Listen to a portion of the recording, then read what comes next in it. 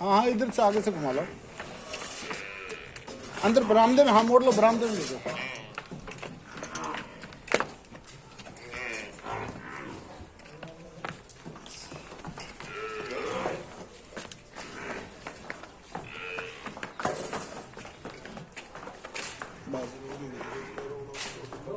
चलो चलो चलो चलो।